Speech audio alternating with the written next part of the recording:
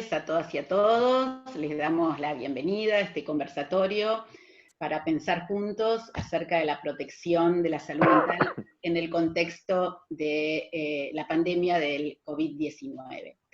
Y en esta ocasión, en este conversatorio, nos propusimos pensar juntos acerca de la dimensión ético-política de los abordajes y las prácticas que realizamos en el campo de la salud mental. Y queríamos hacerlo, focalizarlo desde una perspectiva que nos pudiera permitir pensar esta difícil, incierta, novedosa situación desde una mirada psicoanalítica. Porque entendemos que el psicoanálisis aporta mucho y tiene mucha potencia para pensar estas situaciones y para pensar el campo de la salud mental. Nosotros tenemos una larga tradición en Argentina de diálogo entre el psicoanálisis y la salud mental, una tradición un poco pendular muchas veces en los avances y retrocesos, pero para este doctorado, historizar todo este bagaje que el psicoanálisis tiene y que ha aportado para pensar algunas situaciones sociales es central. Entonces invitamos para poner en diálogo y para conversar acerca de esta alianza entre el psicoanálisis y la salud mental, o este aporte que el psicoanálisis puede darnos en este momento tan complejo para pensar el sufrimiento psíquico de muchas y muchos de nosotros en el marco de la pandemia. Y para eso invitamos a 3 psicoanalistas, a quienes les agradecemos muchísimo que hayan aceptado esta invitación, y esta invitación que nosotros la pensamos como un diálogo íntimo, como no a hablar para otros, ni hablar a otros, sino hablar con otros. Y por eso están Ana Beresín, Mariana Vikinski y Luis Sanfilippo, que nos van a ayudar a poder establecer este diálogo. Yo los voy a presentar ahora formalmente, más allá de que me une un cariño y un respeto especial por el trabajo que tienen cada uno y cada una de ellos. Y voy a empezar por Ana Beresín, que en principio lo primero que voy a decir que es mi maestra, es una maestra de muchas y muchos de nosotros, con lo cual es un placer que haya aceptado. Ana es docente y supervisora en hospitales públicos y centros de salud mental. Fue asesora del Consejo Consultor del Centro de Asistencia a las Víctimas de Violaciones de los Derechos Humanos, el doctor Fernando Ulloa. Dirigió el programa de asistencia psicosocial y humanitaria a los refugiados colombianos en América Latina. Publicó varios trabajos en revistas de psicoanálisis y salud mental en la Argentina y en Brasil, y entre ellos es autora de 2 libros preciosos que se llaman Sobre la crueldad, la oscuridad de los ojos, y Desafíos en las fronteras, crónica de 7 años de trabajo con refugiados latinoamericanos. Nuestra segunda invitada es Mariana Vikinski, que es psicoanalista, que es expresidenta y actual miembro del Colegio de Psicoanalistas, que es miembro del equipo de salud mental del Centro de Estudios Legales y Sociales, del CELS, desde 1984, es supervisora en abordajes psicojurídicos interdisciplinarios implementado por el CELS en la atención y patrocinio a víctimas de violencia de Estado y violencia institucional en periodos de dictadura y en democracia. Es supervisora del Programa Especial para la Atención a Niños, Niñas y Adolescentes Víctimas de Abuso Sexual, de la Dirección de Acompañamiento, Orientación y Protección de las Víctimas del Ministerio Público Fiscal de la Nación. Es autora del libro El trabajo del testigo, Testimonio y experiencia traumática, y autora de numerosos trabajos publicados y colaboradora en numerosos libros.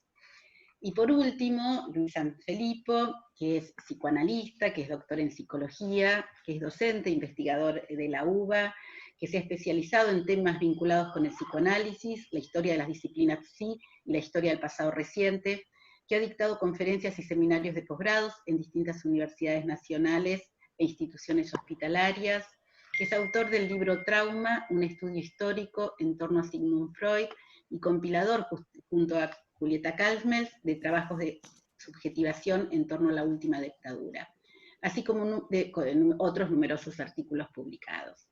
En la Biblioteca Nacional oficia de coordinador del Centro Argentino de Historia Psi y fue curador de la muestra Freud en Argentina a 80 años de su fallecimiento.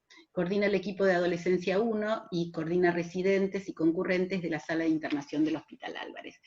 La verdad que tenemos 3 invitados de lujo para poder compartir y pensar hoy, pero sobre todo 3 psicoanalistas, potentes psicoanalistas, militantes por los derechos humanos y, digamos, creo que vamos a poder tener este diálogo íntimo que nos proponemos. Así que, no sé, Mariana, si te parece empezar vos.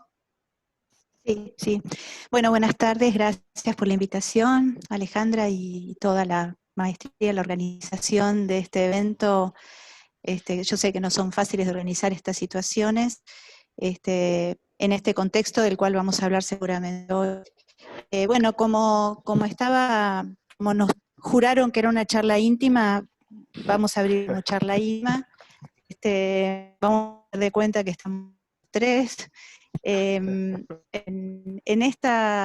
estos días estuvimos intercambiando algunas cosas, digamos, de algunas ideas con Ana y después con Luis respecto de cómo encarar esto. Y pensábamos que por ahí una manera era tratar de ver qué nos enseñaron a lo largo de estos años las diferentes experiencias que hemos atravesando, teniendo, abordando, vinculadas con situaciones de traumas colectivos. Es decir, qué nos enseñaron para poder considerarla como un conocimiento activo, aplicable a otras experiencias, y qué nos enseñaron para que algunas de estas experiencias que hemos tenido nos permitan filtrar de alguna manera la aplicación de positivos. Justamente una de las cuestiones que yo creo que podría diferenciar a la práctica psicoanalítica de otras prácticas es el pensamiento acerca de la singularidad, pero no solamente la singularidad de un sujeto, sino la singularidad de una situación, que justamente creo que está, digamos, en las antípodas de la aplicación automática de un protocolo. Entonces lo que íbamos recorriendo un poco en esta conversación es que en cada una de las experiencias que fuimos teniendo, a veces compartidas y a veces no, es decir, en términos del momento histórico en el cual nos aproximamos a una práctica en torno al terrorismo de Estado, o en torno al estallido de AMIA, o en torno al trabajo en el Ushuaia, o en torno a otros eventos, uno de ellos en los que Ana tuvo una participación muy activa, que fue el trabajo con refugiados que tenían que cruzar la frontera de Colombia-Ecuador o Colombia-Venezuela o incluso venir a Argentina. En cada una de esas prácticas, en realidad lo que se construye, creo que eso, digamos, de la mirada psicoanalítica nos permitió pensarlo de este modo, fue un dispositivo pensado artesanalmente, en el sentido de muy lejano a los protocolos de aplicación, reformulable en la singularidad de cada una de esas escenas, marcando cierto grado de incertidumbre incluso, que obligó a ir corrigiendo esos dispositivos varias veces, y que quizás uno pensaría que lo que podrían haber tenido en común, y este sí es un concepto muy caro al psicoanálisis y que Luis y Ana conocen muy a fondo, que es el concepto de trauma, que digamos, diríamos que quizás es el único elemento que indudablemente aplica a esas diferentes escenas. Quizás esa es una de las cuestiones que vamos a poder debatir ahora, de qué modo el concepto de trauma podría aplicar a cada una de esas escenas que han tenido que ver con determinados contextos de catástrofe colectiva o de trauma colectivo. ¿Qué concepto particular de trauma nos permite abordar cada uno de esos escenarios, y qué dispositivo también, porque entre el dispositivo singular y el dispositivo grupal, por ejemplo, esto lo hemos debatido mucho con Ana en muchos momentos, nos damos cuenta de que algunas veces se han aplicado dispositivos que han debido ser revisados, y que no siempre un dispositivo que aborda una situación colectiva en términos grupales es el dispositivo adecuado. Eso no quiere decir que sea necesariamente el abordaje absolutamente individual, pero digamos, esa es quizás una de las cuestiones que podemos discutir hoy. Hemos encontrado muchas situaciones en las que fallamos en la propuesta del dispositivo, y nos hemos detenido a revisar por qué es lo que falló. en esa escena. Entonces, quizás sería interesante abrir cómo en este trabajo en territorio, que seguramente muchos de ustedes tienen, para diferentes escenas que pueden haber sido las que mencioné, o pueden ser las escenas de violencia institucional en democracia, pero que en realidad nos obligan a ser repensadas en función de este presente, qué decanta y qué no de esto que hemos aprendido. Y cuál es la especificidad de este nuevo momento, cuál es el grado de incertidumbre que nos abre, y cómo en realidad tenemos que plantarnos frente a esto con un gran interrogante como punto de partida, en el reconocimiento de que acá hay un escenario que es absolutamente inédito y que quizás nos obliga a inventar nuevas herramientas, a repensar las que tenemos, a dar por descontado que algunas no serán aplicadas porque las vamos probando y fracasan, y que en realidad hay en este caso una singularidad muy particular, que es que no remite a ninguna singularidad previa conocida por nosotros, nos pueda realmente servir como punto de partida. Este sería como un esquema de apertura, y bueno, invito a Ana y a Luisa al diálogo también. Avísenme si se escucha bien. Se escucha. Quiero aclarar o continuar. Lo que sí es cierto es que, voy a estar por lo último, hay que redefinir lo grupal, son talleres de reflexión. A veces grupal son cuestiones que se arman a raíz de, en determinadas situaciones, colaborar con las organizaciones que ya están dadas y que están trabajando para ayudar a las personas en situaciones traumáticas y de sobrevivencia. Es decir, también tenemos que abrir la idea de a qué llamamos lo grupal. En esa medida entra en menor contradicción, o con que a veces simultáneamente una persona está, o varias personas están en diferentes dispositivos, no es que hay un solo dispositivo y una sola manera de encararlo. Ese es un tema.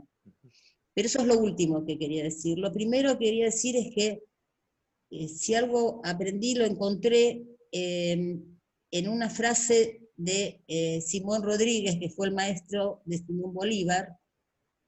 Simón Bolívar fue un bebé abandonado en la calle, criado por los vecinos que lo recogieron, el libertador Simón Bolívar estoy hablando. Su maestro, Simón Rodríguez, utilizaba la frase: inventar o fracasamos. Y no es que uno inventa desde la nada o desde... es una tarea muy seria inventar, sobre todo si uno lo hace a partir de dos cuestiones. Primero, no eliminando, al contrario, alimentándose de las tradiciones y de los saberes previos, y fijando una posición ético-política y teórica, pero antes que nada ético-política, y voy a aclarar un poquito a qué me refiero con esto. La primera definición de política surgió en la poligriega, y era el debate, la confrontación, la interpelación de cómo hacemos la vida en común. Por eso es impensable la política fuera de una concepción ética, porque la vida en común tiene que ver en la consideración de cada quien por un otro, en la construcción de un nosotros.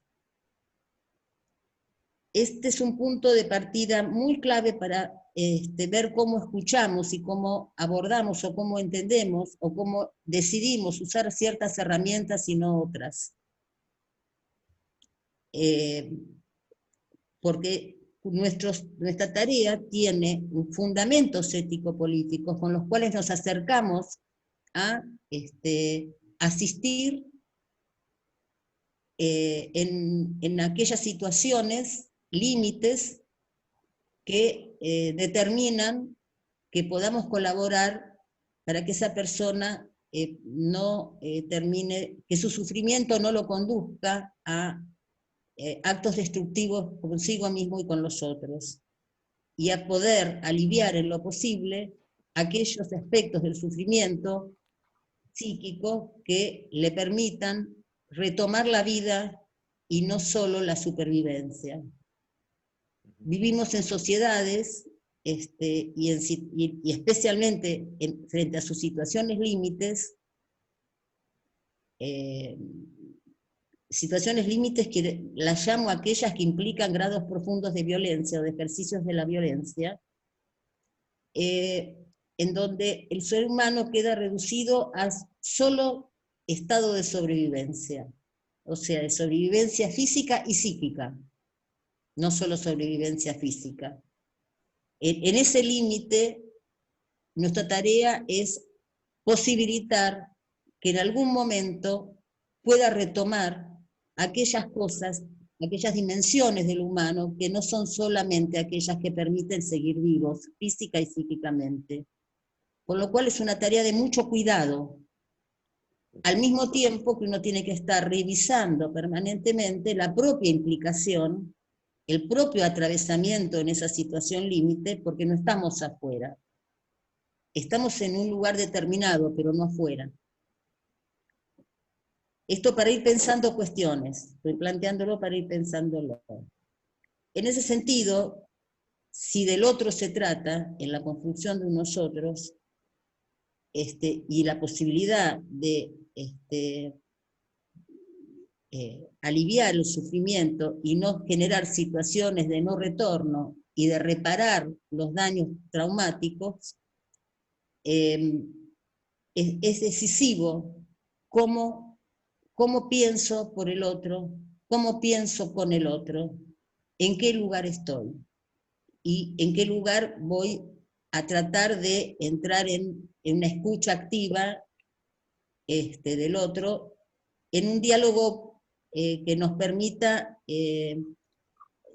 volver a retomar de alguna manera, en el momento que podamos, aquellos aspectos más centrales que hace al humano, que es la posibilidad de sostener una vida donde los intercambios afectivos, la consideración por el otro, la consideración por solidaria, en el sentido profundo, no de beneficencia, y de encuentro con los otros, que siempre es una situación muy compleja, el encuentro con el otro en esa construcción no es simple, es muy compleja, los psicoanalistas sabemos bastante de eso, y los antropólogos, los historiadores, es decir, muchos sabemos mucho de eso, los sociólogos, en general la gente, toda la gente sabe, porque lo vive y hace experiencia, la conflictividad, la complejidad, la espesura que tiene cada encuentro con los otros,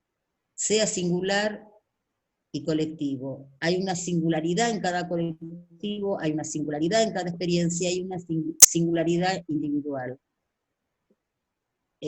Por eso siempre tratamos de hablar de las dimensiones singulares y colectivas, pero tomando lo colectivo también como singularidades específicas, no fácilmente universables. Sí. Quería introducir esta cuestión porque a mí me parece que en los dispositivos que uno utiliza, o sea, los métodos de abordaje, se juegan los fundamentos ético-políticos y teóricos. ¿En qué hago? ¿Cómo lo hago? Se juega cómo estoy considerando al otro. Y pienso que, tomando algunos filósofos, y hace mucho que lo vengo planteando, que toda ética tiene que tener sí o sí una respuesta al dolor humano, especialmente aquel dolor que podría haber sido evitado, porque hay un dolor humano que es propio de los movimientos de la vida. No quiero extenderme más. Aprovecho estos puntos para meterme. En realidad habría muchos lados por donde meterse, pero empiezo por que me parece que las dos subrayaron, la cuestión de la singularidad. Pero para poder pensarla un poco separada de el sentido común psi, que hace equiparable singularidad a individualidad. Y para recomponerla en relación a, vamos a decir así, la singularidad de nuestro presente y la singularidad, por ejemplo, de esta situación particular, que permite quizás poder tomar algunas herramientas que nos hemos forjado, que han decantado de experiencias anteriores, pero que nos obligan a repensarlas en relación a la singularidad de esta situación, donde es necesario también plantear algunos elementos de esta situación que no son comparables con otras de las cuales hemos participado y hemos atravesado individual o colectivamente en nuestra sociedad.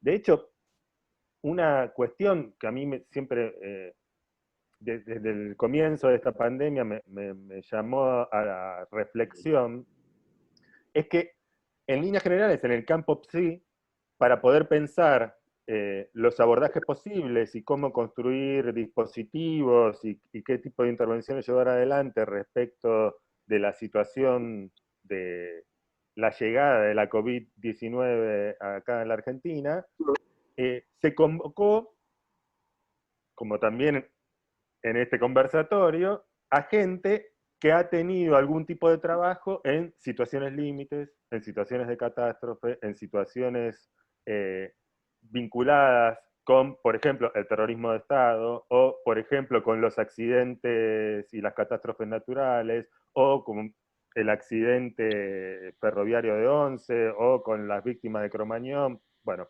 en general, una serie compuesta por catástrofes naturales, acontecimientos terroristas como la bomba de la embajada de la AMIA, o el terrorismo de Estado, o las guerras, que parecen tener como un hilo en común, que es la posibilidad de pensar algún elemento de ciertas nociones de trauma, pero que también es necesario plantear varias diferencias, y sobre todo para poder pensar la singularidad de esta situación. Una de las singularidades de esta situación, que la citó Mariana, es que es el alto grado de incertidumbre que tenemos respecto de cómo se van a desarrollar los hechos. Es decir, a diferencia de, por ejemplo, atender a las víctimas del accidente ferroviario de Once, o atender a las víctimas de Cromañón, en donde uno atiende después de que sucedieron los hechos, o incluso la necesidad de brindar dispositivos para las víctimas del terrorismo de Estado, de la última dictadura, que son hechos que ocurrieron hace 40 años, pero que siguen generando efectos en nuestro presente. Acá tenemos la posibilidad, pero también la dificultad, de empezar a pensar, antes de que la pandemia llegara a la Argentina, cómo íbamos a enfrentar esta situación. Y en ese sentido también, y que incluso ahora que estamos llegando a suponemos que estamos llegando a algo que en términos epidemiológicos se llama el pico de contagios, nos brinda la posibilidad de tener que pensar en este contexto algo cuyo desarrollo final no lo desconocemos. Incluso en primer lugar, si se quiere, en términos estrictamente epidemiológicos, mucho más en términos subjetivos, y en el sentido individual y colectivo de los efectos subjetivos que pueden tener esta experiencia. Entonces, cuando la escuchaba Mariana recién, y por eso fui a buscar un machete que tenía acá al lado, me acordaba del comienzo del texto de Freud, La desilusión provocada por la guerra, que en realidad es uno de los dos textos que conforman de consideraciones sobre la guerra y la muerte, que dice: sin la suficiente distancia respecto de las grandes transformaciones que ya se han consumado o empiezan a consumarse, y sin vislumbrar el futuro que va plasmándose. Estamos en esa situación. No sabemos hacia dónde nos estamos dirigiendo, ni qué es lo que estamos atravesando, pero estamos obligados a tratar de pensar algo en esta situación en la que estamos metidos. Y quisiera situar como otra particularidad de esta situación, que es que, por un lado esta, ¿no? Que estamos interviniendo no después de ocurrida la catástrofe, sino con la posibilidad de prever para que esta situación quizás no se convierta en catástrofe, quizás no se convierta en catástrofe. Pero hay una segunda particularidad que quisiera subrayar en comparación con otras que hemos trabajado o que hemos señalado. Acá, por ejemplo, la posibilidad de pensar el papel del Estado no en términos de el protagonista generador del terror, sino como un actor principal que puede funcionar como una instancia de sostén y de cuidado para construir un nosotros que nos permita abordar esta situación de una manera tal que no que evitemos el malestar, ni que evitemos las muertes, ni que evitemos el dolor por la enfermedad y por las muertes que ya están ocurriendo, pero sí, de alguna manera, que evitemos alguna situación de desamparo, entendiendo por desamparo aquellas situaciones en la cual nos toca enfrentarla sin contar con los recursos materiales, simbólicos, sin contar con el sostén de un otro que nos permita abordar esta situación para poder responder de alguna manera. En el desamparo quedamos, vamos a decirlo así, en categoría de, podríamos decirlo así, de víctima completamente pasiva y absoluta, que no pudo responder de ninguna manera.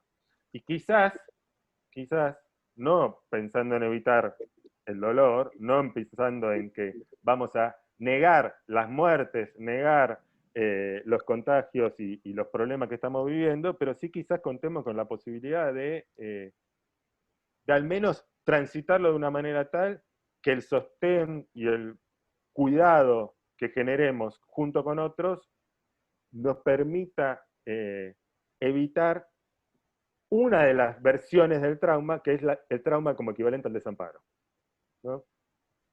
Sí, quería aclarar, agregar algo a lo que estabas diciendo. No sé, Mariana, ¿querés hablar vos? Sí, pero después, dale, habla y después hablo. Yo trabajé mucho el tema del desamparo en relación a una de las respuestas, justamente cuando no hay nadie que sostiene, cuando nos deja congelados solo como víctimas pasivas de una situación que encierra siempre algún grado de violencia. El desamparo mismo es una forma de violencia. Y una de las cosas cuando yo empecé a hablar dije, cuidar que eso no conduzca a la destrucción, a la destructividad. Una de las respuestas al desamparo es el ejercicio de la crueldad, que hemos visto en muchas ocasiones, incluso está reflejada en la literatura, está reflejada en el cine, está reflejada en muchas producciones que intentaron narrar algo en donde el desamparo conduce a que perdamos las dimensiones más valiosas del humano, que es el cuidado por el otro y el cuidado por sí mismo, en esa construcción del nosotros, y comience un modo de acción cruel, violenta, sobre los otros. Es algo a lo cual hay que estar alerta, con lo cual me parece importantísimo lo que estás aportando, Luis, porque a diferencia de otras situaciones, no solo hay un Estado, sino hay un Estado que está cuidando, y está cuidando en muchas ocasiones a contrapelo de lo que algunos están buscando y están proponiendo, porque tampoco podemos olvidarnos que venimos de una historia de 4 años de ejercicio permanente de la crueldad, en la destrucción de derechos y de vidas de gran parte de la sociedad.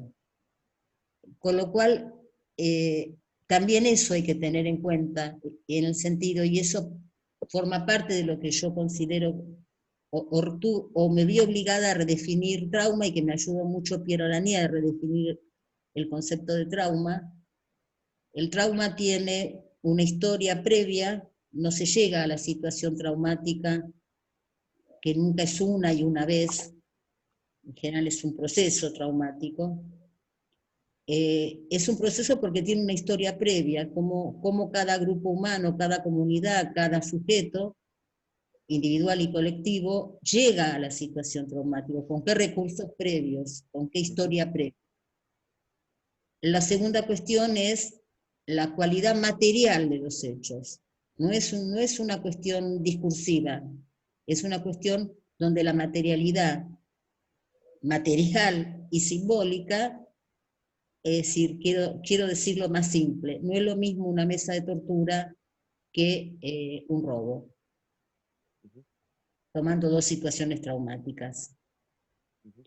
Si la materialidad del hecho traumático, de los hechos traumáticos, son decisivos en la posibilidad de reparar el daño que el trauma provoca. La tercera aspecto, esto está tomado en gran parte, yo agregué algunas cosas de Piero Lanier, el tercer elemento que interviene y que interjuega es qué se dice de él, qué relato, qué palabras, qué símbolos hablan o empiezan a hablar de el suceso traumático. Y ahí nuestro papel es muy importante. Y un cuarto elemento, que es el que está subrayando vos ahora, es si hay un tercero, como decía Ulloa, un tercero de apelación, que vendría a ser el Estado, en este caso, la justicia, o no, la existencia o no de la justicia, en el caso, por ejemplo, de los sobrevivientes del terrorismo de Estado y la sociedad en su conjunto de sobrevivientes del terrorismo de Estado, que además siempre ha trabajado para por lo menos afectar a 3 o 4 generaciones posteriores. Por eso todavía tenemos las marcas que tenemos de la misma. No fue lo mismo atender a los sobrevivientes del terrorismo de Estado, por lo menos en las víctimas directas me estoy refiriendo, sobrevivientes del terrorismo de Estado o la sociedad en su conjunto, lo sepa o no. Antes de que comiencen los procesos de verdad y justicia, que después. En esa medida, me parece que cuando yo al comienzo empecé a hablar de diferenciando talleres de reflexión, de grupos terapéuticos, etc., es muy importante no psicopatologizar estas cuestiones. Más allá de la neurosis, trastornos psíquicos que cada quien, con los que cada quien llegue al momento traumático o al comienzo del proceso traumático, con historia previa, no debe ser abordado como una problemática psicopatológica. Y hago esta alerta en especial porque en general los protocolos y los manuales que surgieron de varias organizaciones internacionales hablan de las víctimas de diferentes catástrofes sociales como enfermos, como personas que están enfermas y a las que hay que curar. Y esto no es estas cuestiones no son cuestiones reducibles a cuadros psicopatológicos. En general yo cada vez más a lo largo de las décadas, me resisto por el daño que produce, me resisto cada vez más a pensar en términos psicopatológicos cuando abordo el sufrimiento psíquico. Yo quiero ir a un punto más básico, Ana. Lo digo en situación, no solo en situaciones límites. No sé, hace mucho tiempo, por ejemplo, pónganle el 5 de abril, hace como 5 décadas más o menos, me invitaron de una institución a hablar del efecto de la pandemia y de la cuarentena, que son dos cosas muy distintas. Y la verdad es que todo lo que pude escribir, y por eso lo quiero transmitir de ese modo en relación a esto, lo podría sintetizar en una frase que es no sé. O sea, creo que escribí 5 o 6 páginas que se podrían reducir en un gran y enorme no sé. Porque tenía una prematurez la pregunta, y era tan desconcertante suponer que teníamos algo que decir, que tenía hasta pudor en proponer, digamos, conclusiones en relación a lo que podía estar pasando. Tenemos un por delante, como decía Luis, digamos, tenemos como cierta ventaja para poder ir pensando las consecuencias, también tenemos un durante, y ahí yo no tengo un problema con el psicoanálisis, sino con los psicoanalistas, entre quienes de verdad quizá deba incluirme, que es que siempre creemos que tenemos algo interesante que decir frente a cualquier cosa que está ocurriendo, y siempre creemos que nuestra voz es una voz esclarecida, que en el presente de la historia aclara los universales que nos van a guiar como si fuéramos seres iluminados. Y somos consultados, y en ese fragmento del camino aerotraumático que planteaba Ana, que es también el que se dice, hablamos demasiado, en vez de llamarnos a silencio muchísimas veces, y saturamos de sentido algunas cosas sin saber realmente si eso es lo que describe lo que está ocurriendo y mucho menos lo que va a ocurrir. Entonces, lo que tenemos por ahí es como una especie de esquema de pensamiento que tiene como algunos marcos, digamos, conceptuales que pueden servir en ese abordaje. Y ahí me parece que frente a esto estamos como tensionados como entre dos campos, ¿no? Y retomo un poco también esta disyuntiva que planteaba Luis respecto de lo inédito y lo que estamos de alguna manera diciendo todos, que es entre el tengo herramientas para abordar esto y no tengo ninguna herramienta para abordarlo. Es tan inédito y genera tal nivel de incertidumbre que lo único que siento que tengo es una ignorancia supina y no puedo abrir la boca. En el otro extremo, todo lo que yo ya acumulé y capitalicé como conocimiento en el abordaje de otras escenas me sirve para abordar esta, también seguramente de una manera absolutamente fallida.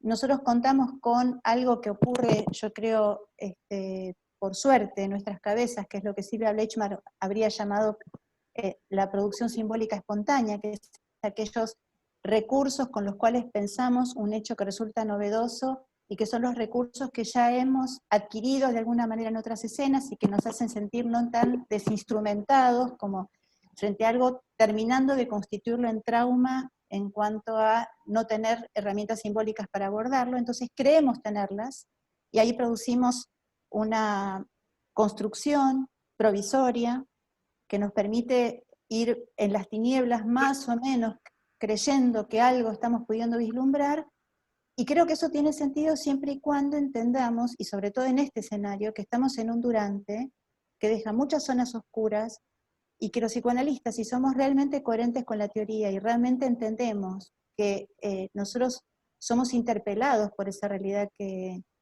estamos tratando de abordar y no sabemos de antemano cómo es, como cuando recibimos una primera entrevista a un paciente, si realmente creemos que ahí hay algo que nos obliga a ser muy humildes en la convicción de que tenemos herramientas, probablemente la pifiemos menos, tanto cuando actuamos como cuando opinamos, cuando decimos, cuando bajamos línea, cuando somos consultados.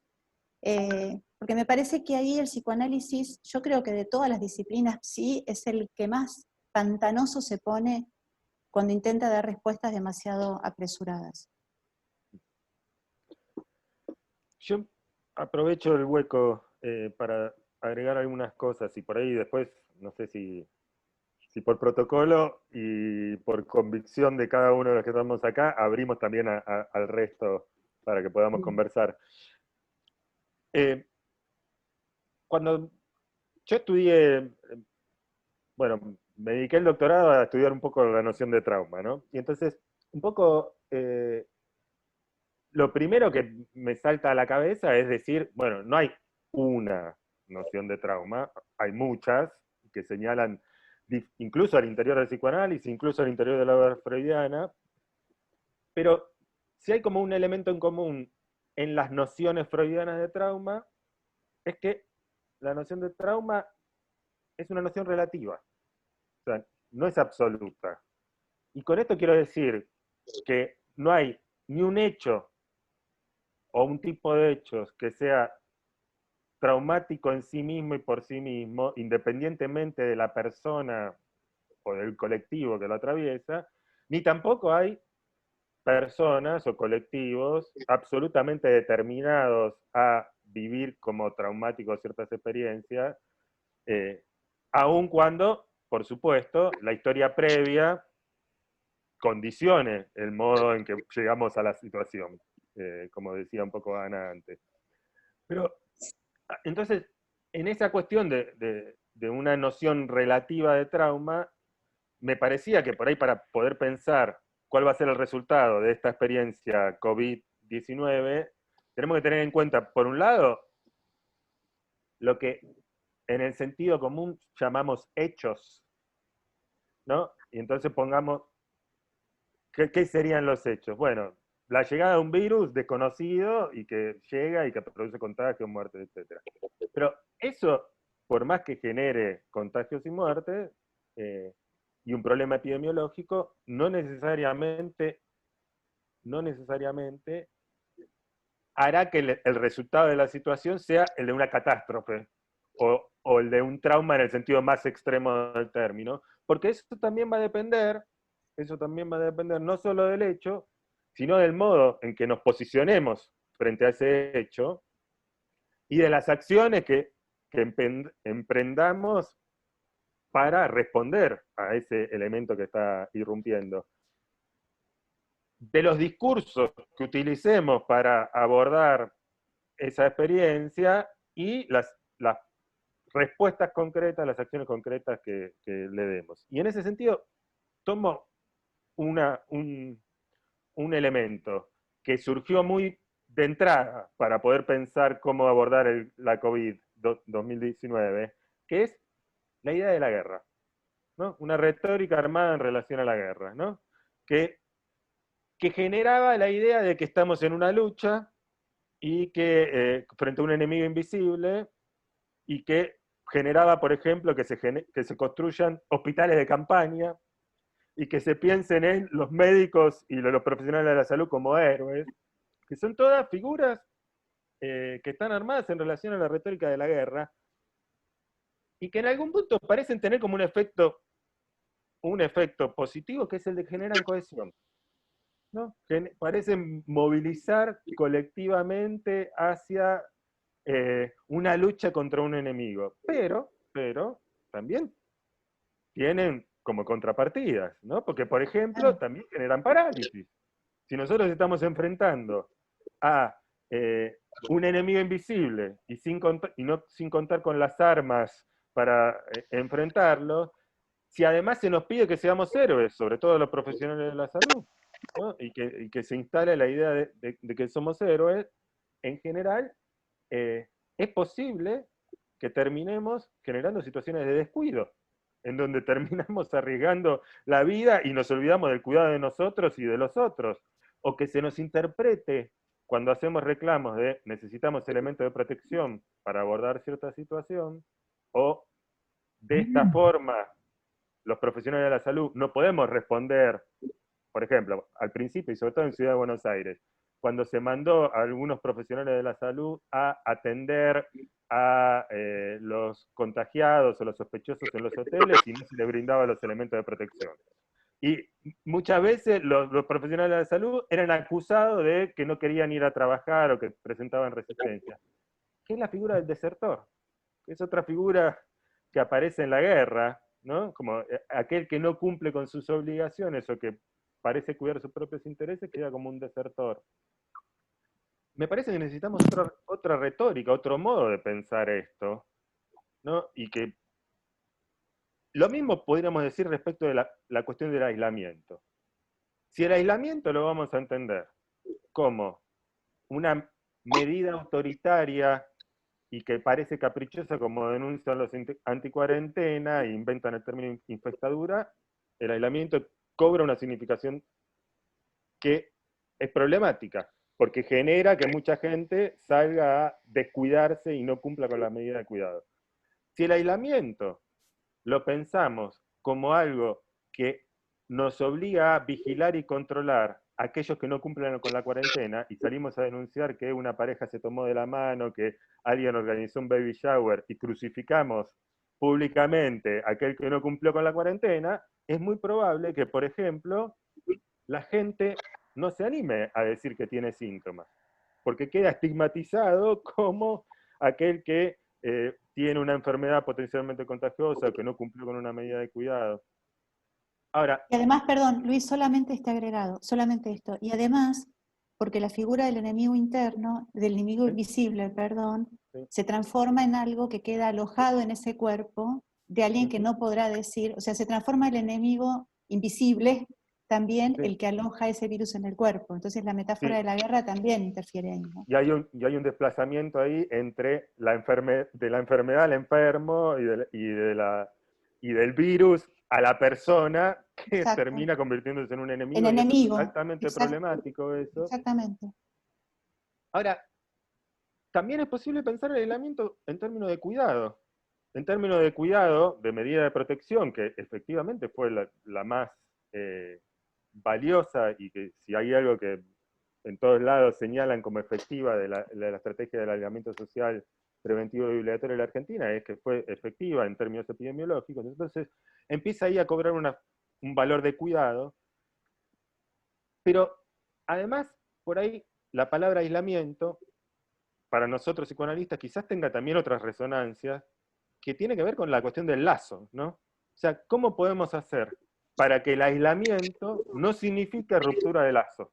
¿Cómo podemos hacer para que el aislamiento no suponga la ruptura de tramas simbólicas que nos permitan hablar de esto que estamos viviendo, pero también de tramas en el sentido de lazo social y de cuidado y acompañamiento de unos y otros, que me parece que es una cuestión central a la hora de pensarnos como profesionales de la salud, cómo podemos construir dispositivos, prácticas que construyan lazo, que generen acompañamiento a los profesionales de la salud, pero también a los pacientes, pero también a los familiares de los pacientes, que ya no se pueden contactar con el que es declarado enfermo, porque tienen que romper el contacto.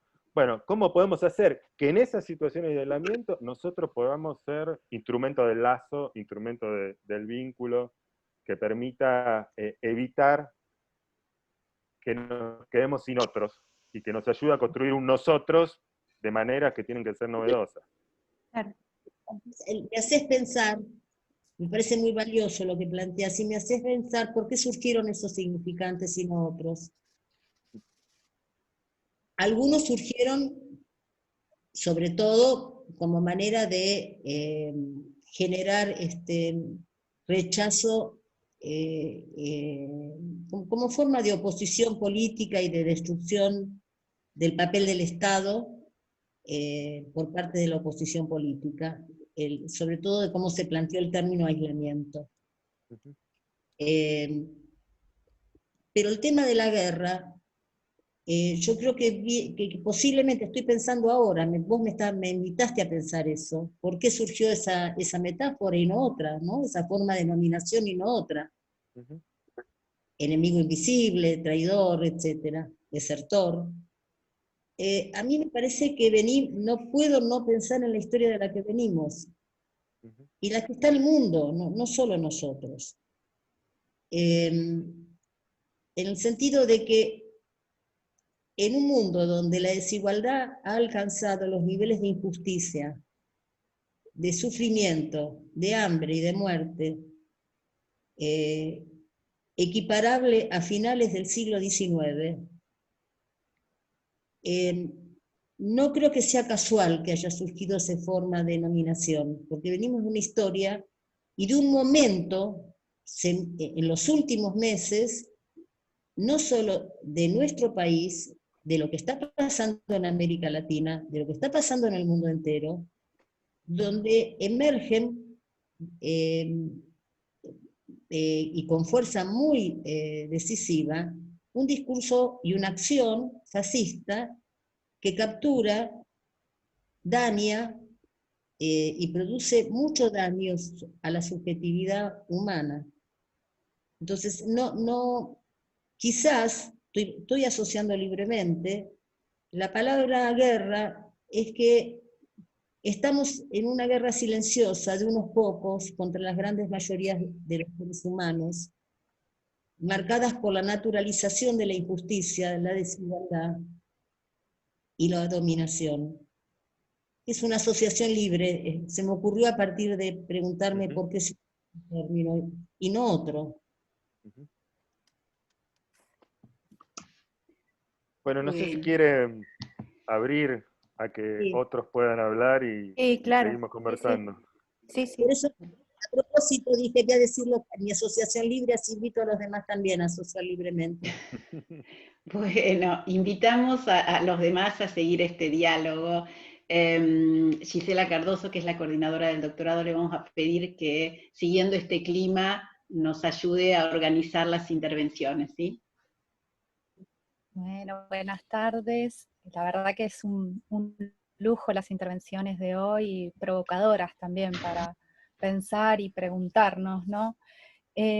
Vamos a invitar a las personas que están conectadas al Zoom a que prendan sus cámaras. Ahora les vamos a habilitar las cámaras, y quienes quieran hacer preguntas, que pidan la palabra por el chat.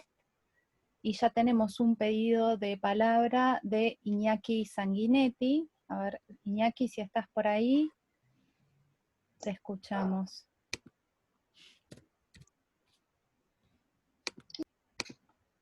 Iñaki. Hola. Hola. ¿Me escuchan? Sí, perfecto. Bueno, gracias. Iñaki Sanguinetti, soy concurrente del Hospital Álvarez. Felizmente trabajo con Luis Sanfilippo. La verdad, en principio celebrar, digamos, esta reunión en un sentido que, digo, felizmente psicoanalistas hablando de algo que no sea la posibilidad o la no posibilidad de un análisis a través de medios virtuales, que me tiene un poco agotado ese tema, y digo, pensar en temas de salud pública y cómo pensar el psicoanálisis también como una herramienta para pensar cuestiones sociales. Así que celebro esta reunión y la organización, que imagino debe haber sido bueno, bastante difícil. Y la verdad que coincido con todo lo que están diciendo. Al principio lo que decía Mariana, ¿no? Respecto de los protocolos y la artesanalidad, digamos, de por ahí algunas intervenciones que hay que pensarlas momento a momento. Digo, esto tiene que ver también con lo que se venía discutiendo, que tiene que ver con la incertidumbre, ¿no? Como un protocolo quizás pueda dar cuenta de todo lo que va pasando día a día. Me parece una tarea imposible. No obstante, digo, son necesarios los protocolos. Y vengo pensando por qué son necesarios, ¿no? Quizás son necesarios también por esta incertidumbre que tenemos, ¿no? Las personas, de alguna manera, necesitamos darle sentido a las experiencias y pensar que de alguna manera es posible abordarlas. Sobre todo, la erupción, me parece, de la pandemia nos pone justamente ante la incertidumbre y me parece del orden médico, ¿no? O sea, se ve por ahí por primera vez en mucho tiempo ante algo con lo que no puede, con lo que no sabe, y eso genera pánico, ¿no? Genera miedo, genera terror. Me vengo rompiendo la cabeza tratando de pensar también esta figura del enemigo, por qué el enemigo interno, las metáforas de guerra. Estoy convencido que no lleva a ningún lugar, o a ningún lugar feliz al menos. Quizás lo que vengo pensando es por qué termina siendo necesario recurrir a esa figura de construcción bien arcaico, ¿no? Proyección, lo leo en esos términos, ¿no? O sea, bueno, construimos un enemigo y proyectamos lo malo hacia afuera. Ahora pienso que los efectos de eso son negativos, trato de pensar cómo construir otro relato, más de los cuidados colectivos. No me gusta la palabra solidaridad, me parece que hay que discutir eso y hay que pensar más en los cuidados colectivos, acorde también a cada contexto, que no es igual, ¿no? Porque por ahí es cierto que venimos de 4 años de un relato nefasto, pero en esta ciudad, hace 14 años que vivimos con ese relato nefasto, y digo también, ¿no? Como pensar en esta figura o en las metáforas de el impacto que tienen los trabajadores de la salud. Sobre todo como concurrente, digo, yo soy delegado de la Asamblea de Residentes y Concurrentes, y venimos discutiendo mucho con el gobierno de la ciudad, pidiendo justamente que cuiden a los profesionales de la salud, sobre todo a los concurrentes, ¿no? Los concurrentes, no sé si todos saben, pero son como más o menos 1.400 profesionales que trabajamos en los hospitales y no contamos con ART, no contamos con un contrato, ni hablar de salario, pero digamos. ¿Y desde dónde se nos convoca? Se nos convoca justamente desde una ética un poco tramposa y desde la vocación. Y aparece, y esto es lo que quería decir, ¿no? Porque también hablamos del desamparo, etcétera, y de la función que tiene el Estado ahí, ¿no? O sea, generalmente los emergentólogos hablan de que cuando se puede hablar de una catástrofe es cuando falla el Estado. Mientras el Estado esté dando respuestas, no hablemos de catástrofe, por eso también pienso que por ahí todavía no podemos hablar de trauma y de hecho traumático. Veremos eso tiempo después, cómo se termina de escribir, qué tipo de relato, qué tipo de palabras podemos poner ahí. Por eso también digo, celebro esta conversación, que es cierto que no es momento de sacar conclusiones, pero sí es momento de hablar. Quizás no de decir, pero sí es momento de hablar, de tratar de pensar, y de que no se inscriba esto como un agujero, que justamente es una de las figuras que podemos usar para pensar el trauma. Pero ¿qué quiero decir? Son los concurrentes, y hay una situación que pasó hace poquito en el Hospital Zubizarreta, desafectaron a toda la concurrencia de psicología. El doctor Pablo Greenbaum se tomó el atrevimiento y el lujo, en un contexto de pandemia, desafectar a toda la concurrencia de psicología de un hospital, justamente porque las compañeras ahí estaban pidiendo, bueno, transformar el dispositivo, pensar cómo podían continuar con la atención de los pacientes de forma virtual, con la formación de forma virtual, dado el contexto de pandemia. Bueno, están pidiendo básicamente medidas de cuidado, quedaron desafectadas. Y digo, no solo por la situación de desamparo en la que ellas quedan, sino también los pacientes, que esas 15 profesionales atendían, que no se tuvo en cuenta en este momento, que seguramente deben estar requiriendo algún tipo de respuesta, y no la tienen, ¿no? Entonces digo, para anudar con lo que venía diciendo, por ahí lo estoy diciendo un poco mezclado, pero estas metáforas de guerra llevan justamente a pensar que los profesionales que piden medidas de cuidado terminan siendo desertores, ¿no? Como decía Luis, y así se los consideró, dijeron que estaban faltando a la ética profesional. Quiero además decir que estaban siendo llamadas a trabajar en un contexto poco claro. En el hospital no estaban habiendo atenciones ambulatorias, digamos, requerían que vayan al hospital, no se sabía bien a qué. El Zubizarreta es un hospital muy chiquito, en donde es imposible mantener la distancia física. Quiero decir distancia física porque no caigamos fácilmente en decir distancia social, ¿no? Es distancia física. Construyamos una cercanía social que me parece que tiene que ver con los cuidados. Bueno, nada, esto vengo pensando. Quería decirlo de Zubizarreta porque me parecía justo cuando los escuchaba y las escuchaba, esta figura de la función del Estado y el desamparo, ¿no? O sea, bueno, uno va a pedir a quienes se supone que tienen que cuidarnos, y lo que encontramos es, bueno, ustedes son desertores, ustedes están faltando a la primera línea de fuego donde tendrían que estar, y la respuesta es desafectarla. Y además otra cosa, ¿no? Porque hay como 3 patas, hay las compañeras que quedan sin la concurrencia, los pacientes que quedan sin atención, y un hospital público que queda sin servicio de salud mental. En el contexto de la lucha que venimos teniendo por la interdisciplina, en el marco de la ley de salud mental, que indica que todos los hospitales generales tienen que tener un servicio de salud mental, bueno, eso queda completamente desarmado. Gracias, Bueno. Iñaki. Perdóname, te interrumpo. No, gracias por tu comentario, consulta. La verdad que es súper interesante también pensar con la práctica, ¿no? Con lo que concretamente está pasando. Tenemos el pedido de palabra también de Marcela Botinelli. Marce, si estás por ahí. Hola, ¿qué tal? ¿Cómo están? Buenas tardes a todos y a todas. Bueno, muchas gracias a los 3.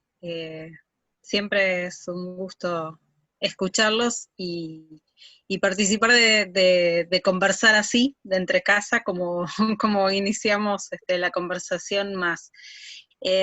Un par de preocupaciones. En este momento yo estoy trabajando, además de como docente investigadora de la Universidad de Lanús y de la UBA, como en el Consejo Consultivo Honorario de Salud Mental y Adicciones.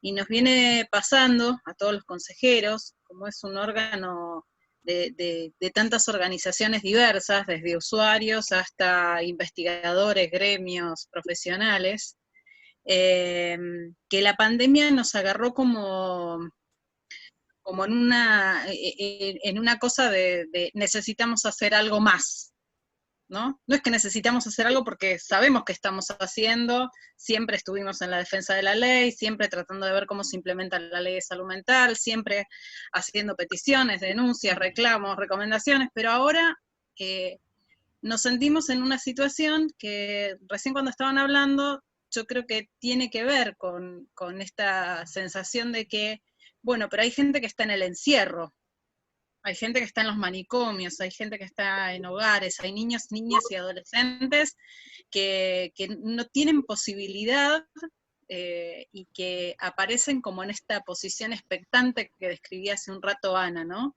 Expectante de la catástrofe y de lo que les va a pasar, y nosotros nos sentimos igual, como que estamos viendo cómo se van a estrellar todas las cosas y nos sentimos como impotentes, incluso gritando, pero sin hacer ninguna otra cosa, ¿no? Las situaciones de Cava son muy terribles, como decíamos hace un rato. Por un lado, uno piensa un Estado que por suerte nos agarró en un estado como el que estamos en este momento, ¿no? Por suerte no nos agarró el año pasado, ¿no?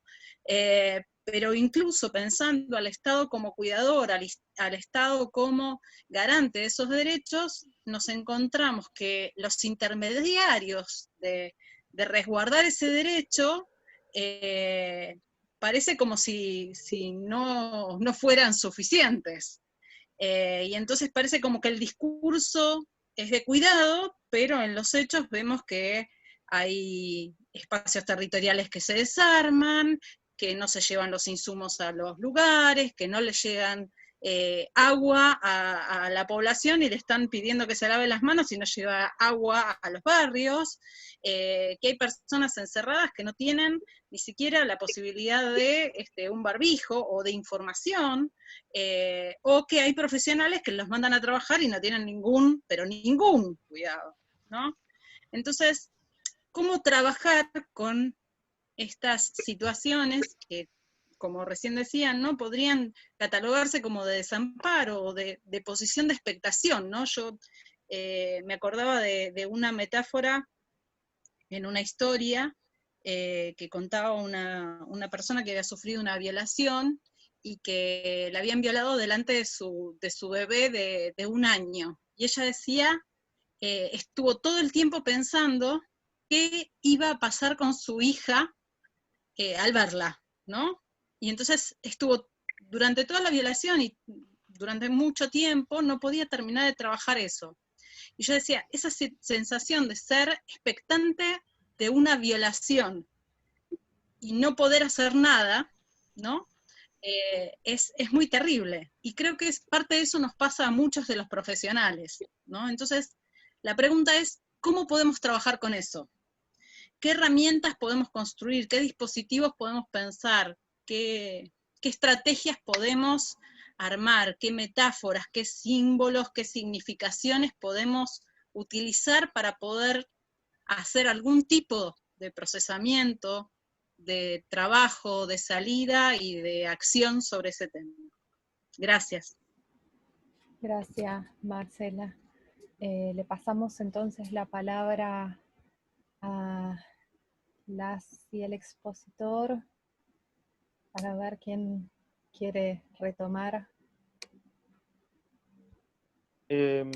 Bueno, empiezo yo por algo.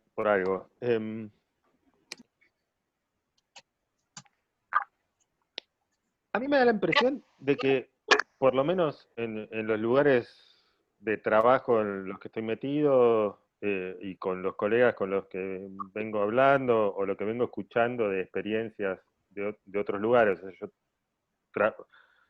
trabajo en el Hospital Álvarez, de la Ciudad de Buenos Aires, pero bueno, también tengo contacto con otros hospitales y he conocido algunas experiencias, ¿no? Digamos, y hay como distintos momentos, por lo menos en relación a los... Voy a hablar ahora de los trabajadores de la salud mental, ¿no? Hubo como distintos momentos. Hubo un primer momento cuando se declara el aislamiento, que me parece, como decía Iñaki,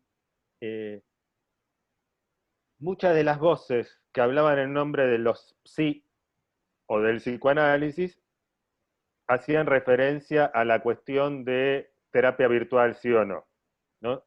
Por suerte, digamos, como otra cosa no se pudo hacer, digamos, muchas terapias se continuaron en forma virtual y después, en todo caso, habrá que pensar las particularidades, las diferencias, los alcances y los límites. Pero me parecía siempre mucho más problemático suponer que todos esos tratamientos, acompañamientos, seguimientos, intervenciones podían ser suspendidas sin ningún otro tipo de intento de continuación. Por ejemplo, en el equipo de adolescentes, donde yo trabajo en el Hospital Álvarez, bueno, automáticamente todas las personas que veníamos atendiendo en forma presencial, empezamos o sea, la primera semana por ahí suspendimos sesiones, pero después automáticamente empezamos a ver de darle continuidad, porque no podemos pedirle a las personas que además de todo, bueno, lo que están pasando, suspendan esos tratamientos y esperen a que termine la pandemia para poder seguir conversando las cosas que le pasan. Entonces, esa era una dimensión donde por ahí la cuestión de lo virtual y del recurso técnico es secundaria respecto a otra cuestión mucho más importante, que es cómo hacer que esta situación de aislamiento no se convierta en una ruptura de lazo, no se convierta en la ruptura de una trama, no se convierta en una discontinuidad absoluta, no se convierta en el desamparo. Un segundo tema que apareció fue cómo acompañar a los equipos de salud. Es más, cómo acompañar a los equipos de salud, quiero decir, a los equipos de salud en términos más generales, no los de salud mental, sino cómo incluso como profesionales y trabajadores de la salud mental podemos acompañar al resto de los equipos de salud. Incluso, digamos, cuestión que recupera algunos puntos cruciales de la Ley Nacional de Salud Mental y del espíritu del movimiento de la salud mental, que la salud mental no es solo atender tratamientos de personas enfermas, sino, en todo caso, construir escenarios de salud, escenarios más habitables. Bueno, y ahí empezaron a aparecer muchas experiencias en forma espontánea que nos permitieron a muchos trabajadores de la salud mental, incluso a muchos servicios de salud mental bastante tradicionales en su modo de atención, a recuperar viejas tradiciones del movimiento de la salud mental en la Argentina y en el mundo, como por ejemplo la de el acompañamiento a los equipos de salud, la generación de grupos bajo la forma de talleres bajo la forma de grupos terapéuticos, bajo la forma de asambleas, bajo la forma de orientados hacia la tarea o de reflexión o incluso terapéuticos, pero que se fueron multiplicando en el Hospital Albert, pero en muchos hospitales, y que surgieron muchas veces, y esto me alegra pensarlo de esa manera, muchas veces de los residentes y los concurrentes y los profesionales jóvenes de los servicios, a veces más que de los que tenemos algunos años más. Y entonces, me parece que ahí apareció una preocupación por el cuidado de los que cuidan, y que nos dio una tarea a los trabajadores de la salud mental muy importante. Me parece que ahora que está llegando mayor cantidad de casos y nos estamos enfrentando con otros problemas, que es no cómo nos preparamos mejor como equipos de salud para recibir la pandemia, sino la pandemia ya llegó, tenemos que empezar a pensar cómo acompañar a los pacientes, y sobre todo los pacientes gravemente enfermos, y sobre todo los que han quedado aislados en el sentido más literal del término, porque están en una terapia intensiva, o porque están completamente separados, y cómo podemos hacer para generar algún espacio de contacto y de acompañamiento de los profesionales de la salud hacia los pacientes, y de contacto y de acompañamiento de mediación entre el paciente y sus seres queridos, ¿no? O sea, cómo acompañar a los familiares que ya no pueden ver más a ese paciente gravemente enfermo, que es su ser querido, y cómo hacer para que ese ser querido se contacte con esos familiares y que no quede solo conectado a los tubos o a los cables que lo mantienen en una terapia intensiva. Me parece que ahí tenemos mucho para pensar, los equipos de salud mental, de cómo generar esos acompañamientos a pacientes y familiares en el aquí y ahora de la pandemia explotando en la Argentina. Sí, yo quería agregar algo. Yo no sé si el calificativo que merecería este estado de las cosas se acerca a la noción de trauma o a la noción de catástrofe. Yo discutiría seriamente de qué modo lo podemos calificar, pero me parece que en todo caso, si se acercara a una noción vinculada con lo intramitable, le pongamos el nombre que le pongamos, si trauma, catástrofe, cualquier otro modo de lo no tramitable, creo que es que hay un fondo de angustia que acompaña todo esto, que tiene muchísimo que ver, no solo con el aislamiento, sino con la soledad, como si el destino que le siguiera a todo esto que nos está ocurriendo fuera el de la soledad más radical frente a la muerte.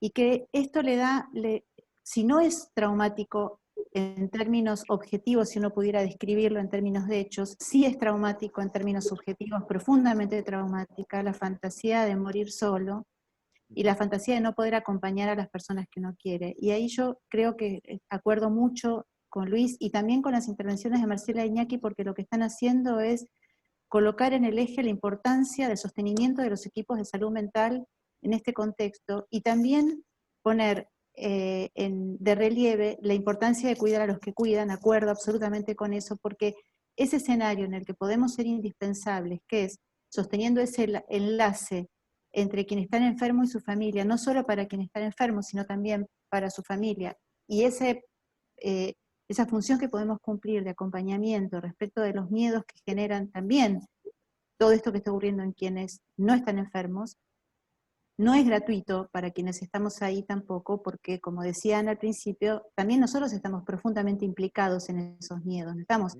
afuera abordándolos y diciendo voy a acompañarte en esto, a ver, contame qué te pasa. Nos pasa a todos estamos atravesados por ese miedo que es como una especie de pesadilla que nos desvela por ahí.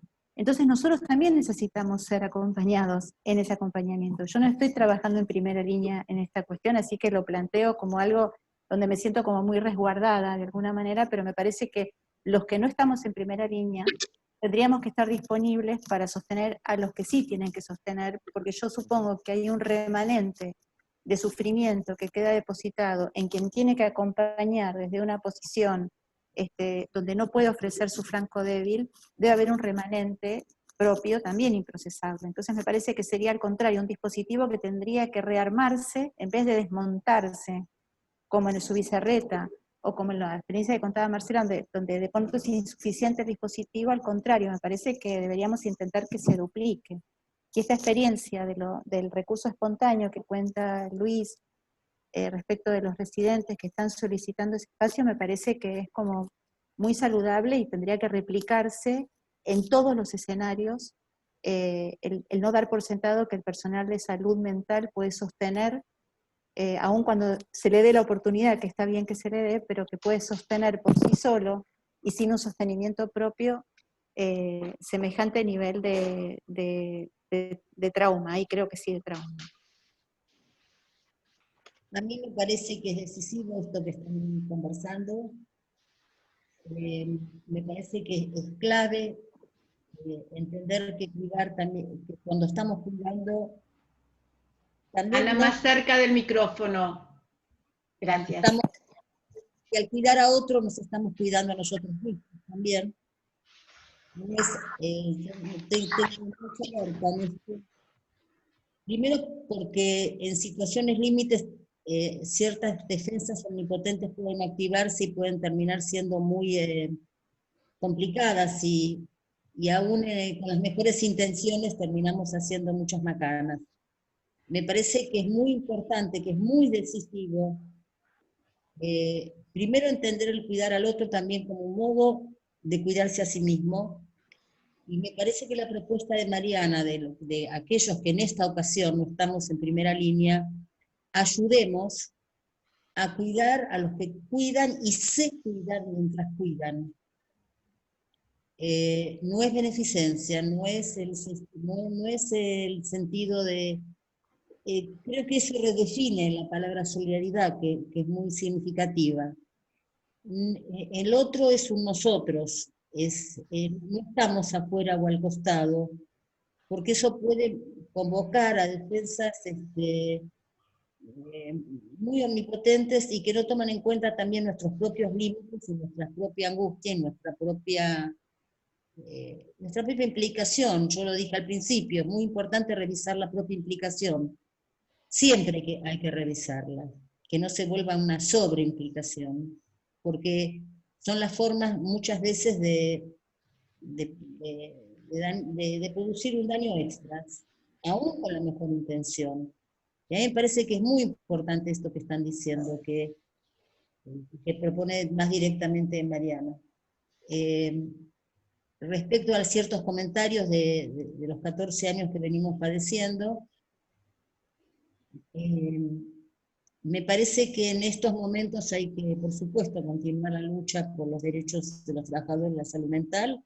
Creo que lo están haciendo, sé que hay asambleas y pronunciamientos de residentes y concurrentes, pero también sabemos por nuestra historia, por lo menos doy fe de ella, siempre trabajamos con medio cable y un cuarto de clavo, y que más o menos nos fuimos empeñando, lo cual no quiere decir que vamos a seguir peleando por lo que nos corresponde y son nuestros derechos y nuestros cuidados. Pero eso no va a evitar que vamos a seguir trabajando, como siempre lo hicimos, y intentando con recursos muy escasos. Lo que no quiere decir que no vamos a dejar de luchar por lo que corresponde, por las obligaciones que el Estado y el Estado de la ciudad tiene, especialmente el Estado de la ciudad tiene que cumplir, no cumple y miente en sí. Pero me parece que yo reforzaría mucho esto, porque me parece que es clave para que esto, para ir construyendo futuros un poco más ciertos y no tan inciertos, este modo de cuidar a quienes están en la primera línea, y quienes cuidamos, podemos cuidar a los que están en la primera línea, sepamos también que nos estamos cuidando, y nos tenemos también que cuidar de nosotros mismos, de nuestra omnipotencia, de no reconocer nuestros límites, de no aceptar nuestras incertidumbres, etcétera, etcétera. Gracias, Ana, Mariana y Luis. Hay algunas preguntas de Facebook, así que voy a invitar a Mariano, el coordinador de la Maestría en Salud Mental Comunitaria, si nos comenta esas preguntas. Mariano. Sí, hola a todos y todas, ¿cómo están? Les voy a leer los comentarios que están en la página de Facebook del Centro de Salud Mental Comunitaria. Marcela Laura Armus plantea que es importante poner en remojo nuestras categorías previas para ver si hay novedades o descartes. Ruth Graciela Melniski también plantea su acuerdo con lo que planteó Mariana al principio de la charla, que como psicoanalistas hay que observar y reflexionar antes de teorizar desde un supuesto saber. También hay un comentario de Héctor García Vergara, que plantea que la figura del enemigo de la guerra es una vuelta al paradigma inmunológico que separó los nosotros de los otros y por lo tanto construyó un determinado orden social. Plantea que en nuestro contexto, donde se ha promulgado la hiperconectividad, la hipercomunicación y la desaparición de los límites, generó una masa homogénea consumista. Y aún no se han diseñado los paradigmas que concilien la necesidad del establecimiento del límite. Ante esto, se retrocede de vuelta al paradigma inmunológico. Estos son los comentarios que hay por ahora en el Facebook. Gracias, Mariano. Volvemos entonces, si quieren hacer algún comentario, las expositoras, el expositor.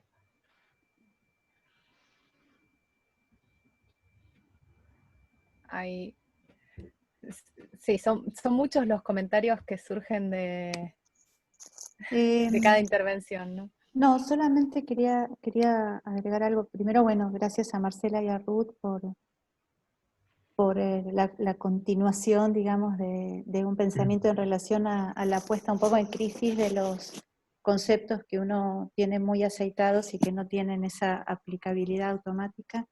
Me parece que si entiendo bien el paradigma inmunológico, lo que hace es colocar también en el centro de la escena la cuestión biológica, como que hay una centralidad del cuidado del cuerpo, del BIOS, digamos, en donde quizás algo de lo que Ana planteaba como una disyuntiva, ¿no?, entre lo que podía ser la autoconservación y uno pensaría en términos de Silva Bleichmar la autopreservación, queda puesta en crisis, y estamos un poco teniendo que abordar, me parece ahí una disyuntiva muy, muy fuerte.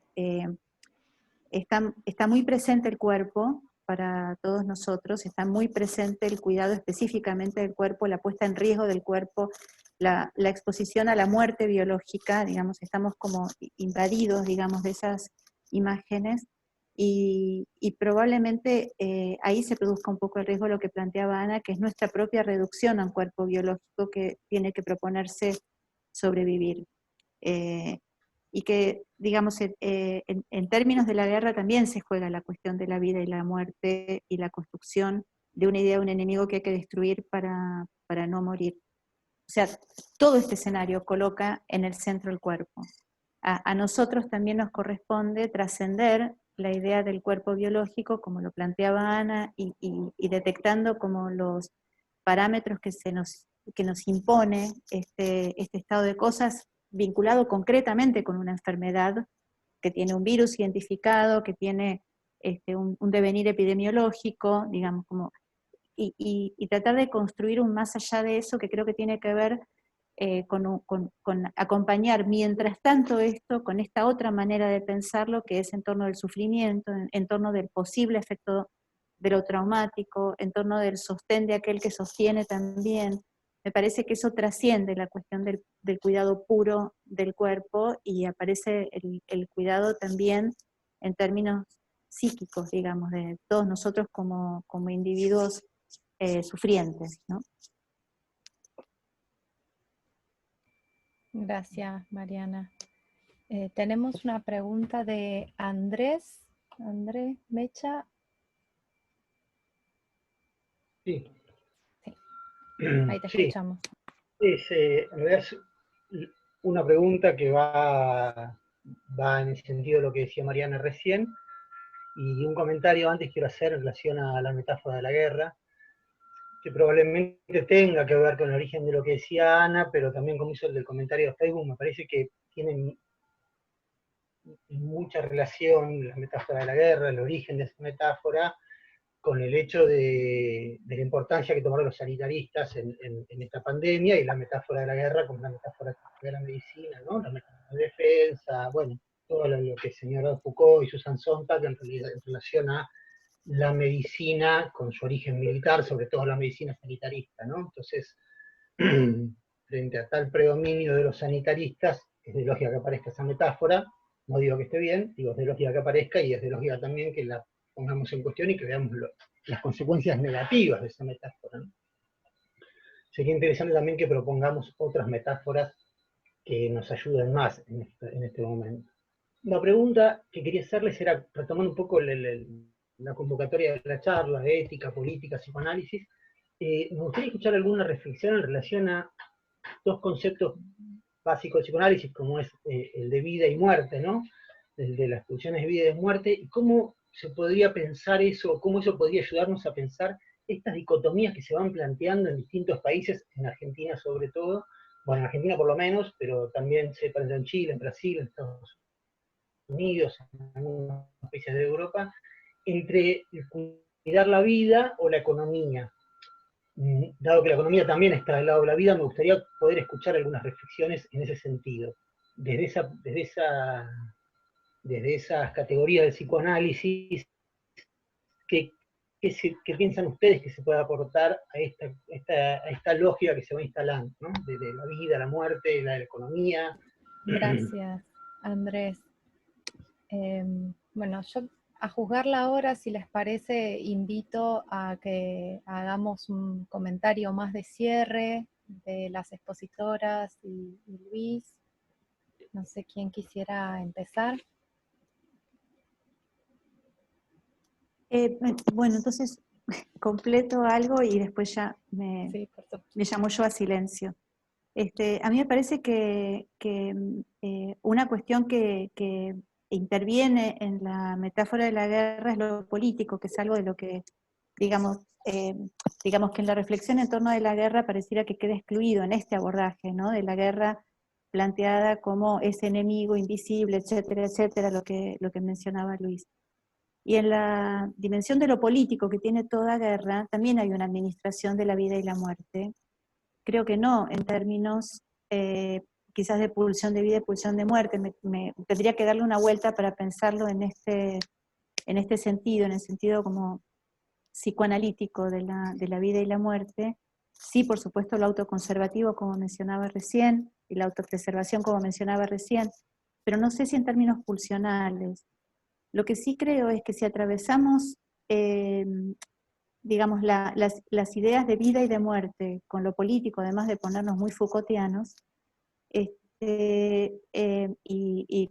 digamos, felizmente Foucaultianos, también a mí me parece que sirve el concepto de necropolítica, que es el que de Achille Mbembe, que en realidad proviene de otro campo, que no es el psicoanálisis, porque por momentos tengo la impresión de que en esta administración, en países como Estados Unidos o Brasil, yo no sé, digo, lo comenté en algún foro, no sé si es un pensamiento muy paranoide o no, pero yo lo que creo es que hay una administración de la muerte, en el sentido de la indolencia frente a la muerte de los más débiles.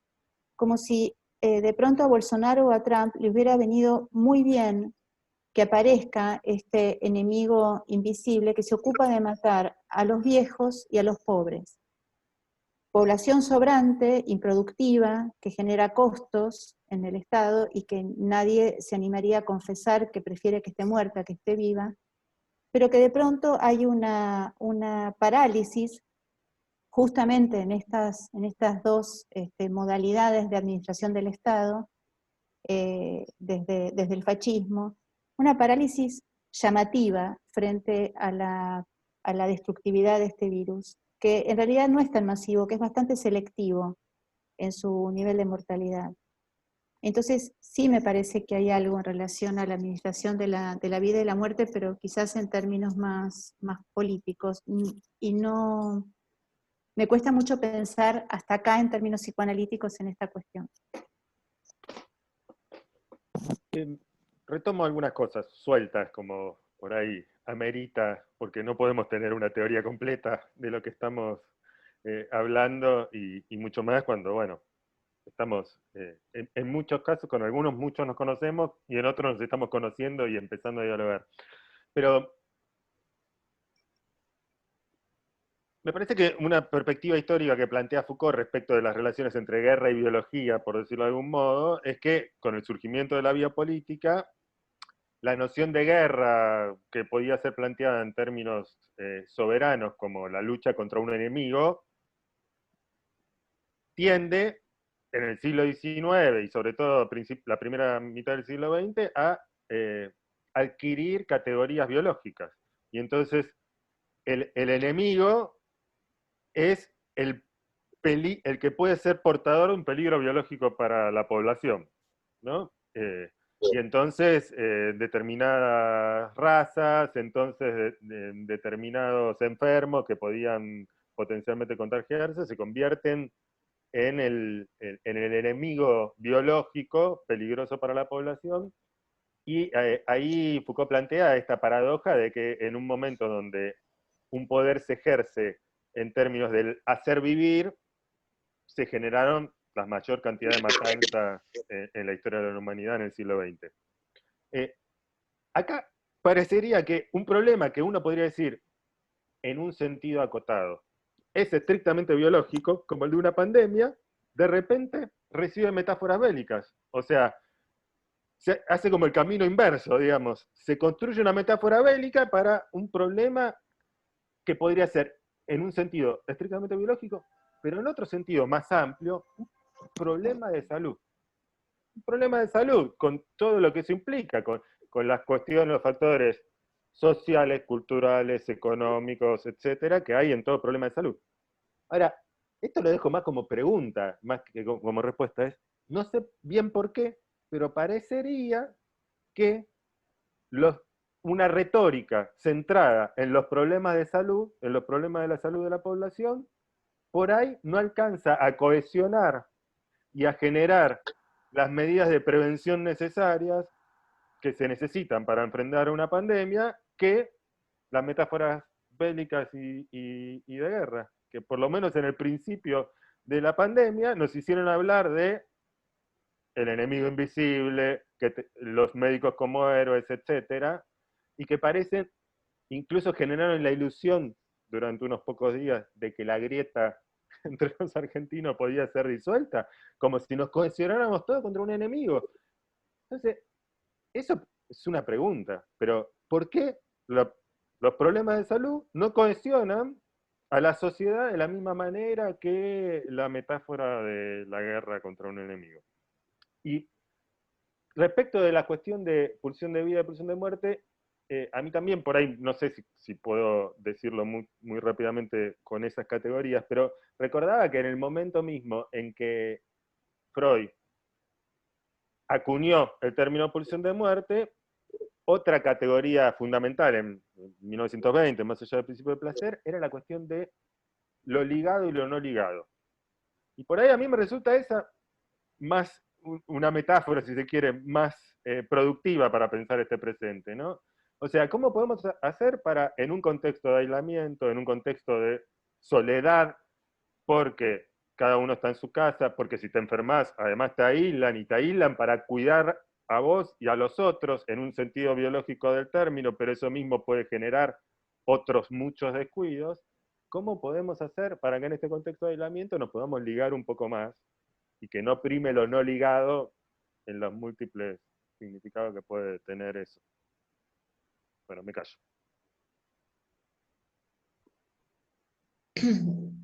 Se me cruzan muchas cosas por la cabeza, pero lo que me parecen muy importantes las preguntas y los planteos que quedaron abiertos, son los que más me interesan.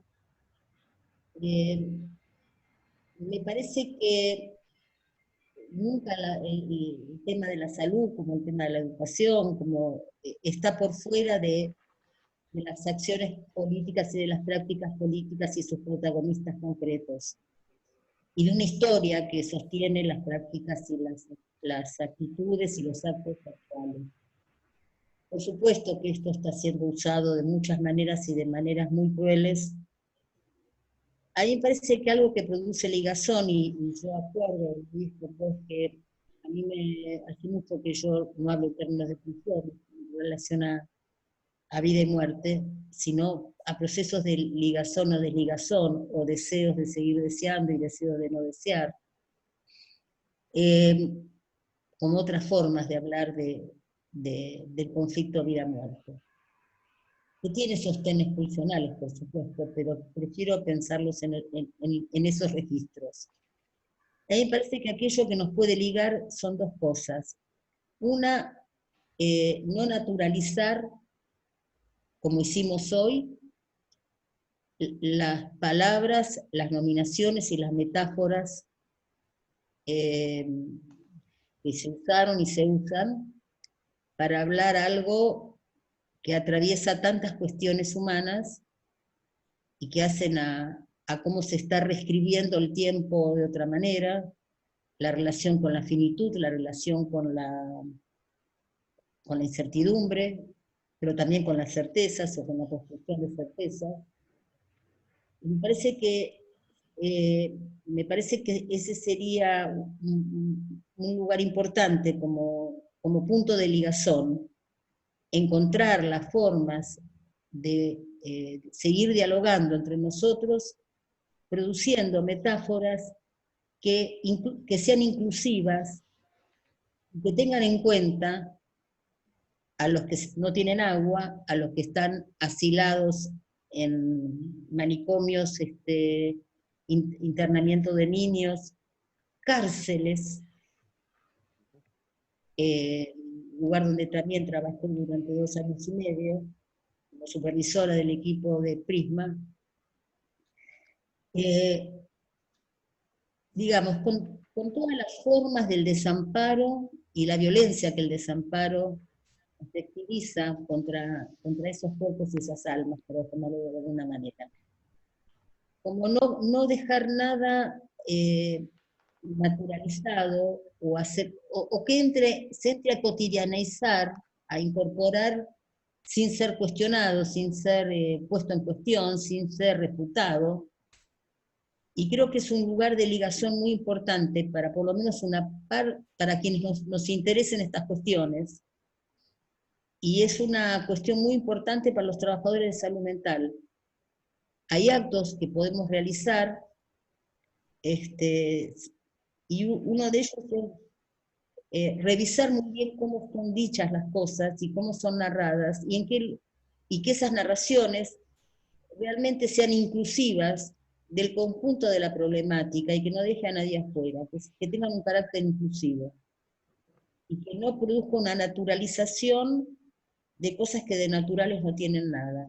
Ni siquiera las catástrofes naturales, prácticamente se puede hablar de catástrofes naturales, sobre todo la crisis climática y la crisis con el medio ambiente que hoy la humanidad ha producido, ha construido, y de la que no termina, por lo menos un sector importante de los poderosos, de hacerse cargo.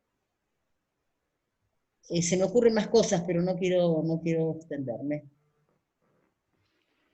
Bueno, Ana, Mariana, Luis, les agradecemos mucho y les voy a dar contenido a por qué les agradecemos mucho. Porque hace 12 semanas que venimos reuniéndonos todos los viernes a esta hora para tratar de pensar colectivamente acerca de la pandemia y el sufrimiento y desamparo que esto estaba ocasionando. Y en estos encuentros que se fueron sucediendo, a modo de caleidoscopio, queríamos incorporar distintas miradas, ¿no? Desde las políticas públicas, desde las experiencias territoriales, desde los cientistas sociales. Pero desde el doctorado en salud mental comunitaria hay 2 miradas que nos parecen insoslayables y que venimos tratando de incorporar desde hace un tiempo. Una tiene que ver con las epistemologías del sur, y con pensar Latinoamérica y nuestros problemas de forma situada desde Latinoamérica y desde una perspectiva decolonial. Pero la otra tiene que ver con esto que ustedes 3 nos propusieron y que de hecho fue el título de este encuentro, que tenía que ver con el posicionamiento ético-político, yo agregaría epistemológico, que acompaña o determina nuestras prácticas, como planteaba Ana cuando empezó a hablar. Y me parece que en ese sentido lograron transmitirnos o recrear un diálogo, que es el diálogo que tratamos de instalar todos los viernes. Mariana la traía Silvia Bleichmar y yo traería esto de poniendo a trabajar el psicoanálisis. A pesar de los psicoanalistas, uno podría pensar como plantea Mariana, pero sí de la potencia que tiene el psicoanálisis hoy para poder pensar la complejidad del sufrimiento, para poder pensar el desamparo, para poder pensar el aporte a que esta mirada puede tener en términos de la escucha y el acompañamiento, ¿no? En términos de una ética de la escucha y de esta cuestión que nos implica a nosotros mismos pensarnos desde nosotros mismos, y desde esto que Luis traía, que tenía que ver cómo se iban transmutando los distintos momentos en donde los trabajadores de la salud nos encontrábamos frente a este incierta situación en la que nos encontramos. Entonces, creo que le han podido dar contenido y una mirada que desde el psicoanálisis más que aporta a una reflexión profunda de una importante complejidad y que nos permite a todos seguir pensando y seguir construyendo este trabajo colectivo. Por eso el profundo agradecimiento, muchísimas gracias, fue de mucho valor para todas y todos nosotros, así que, digamos, creo que me hago eco del agradecimiento de todas y todos nosotros. Gracias a usted. Muchas gracias a ustedes. Gracias por la invitación y la conversación. Un lujo para nosotros. Bueno, ahora para cerrar esta conversación, y para construir lazo social también, mientras que vamos cerrando, siempre nos saludamos y nos vamos despidiendo entre nosotros. Así que el que quiera puede levantar su micrófono y empezar a saludar, ¿sí? Mientras que se va. Bueno, por ahí no quiere irse nadie, podemos seguir hablando.